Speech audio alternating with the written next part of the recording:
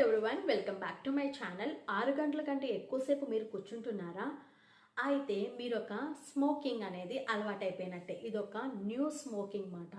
ఇది మీరు ఎక్కువ శాతం కూర్చున్నట్లయితే మీ బ్యాక్ ఏక్ అనేది ఎక్కువగా నొప్పొస్తుంది. అలాగే మీకు బాగా ఒళ్ళొచ్చే అవకాశాలు ఎక్కువ శాతం ఉంటుంది. అలాగే మీ హార్ట్కి డిసీజ్ వచ్చే అవకాశాలు ఉంటాయి.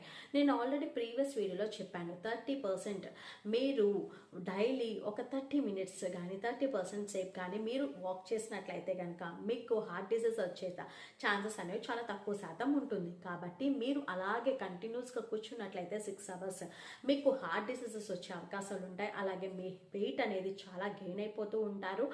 అలాగే మీకు తెలియకుండానే మీకు స్ట్రెస్ లెవెల్స్ అనేవి ఎక్కువైపోయి ఇమ్యూనిటీ బూస్ట్ అనేది తక్కువ అయిపోతుంది. ఇవన్నీ కూడా మీకు నచ్చినట్లయితే కనుక వీడియో లైక్ చేసి షేర్ చేసి సబ్స్క్రైబ్ చేసుకోండి.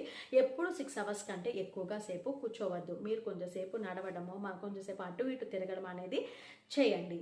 నచ్చితే కనుక వీడియోని లైక్ చేయండి.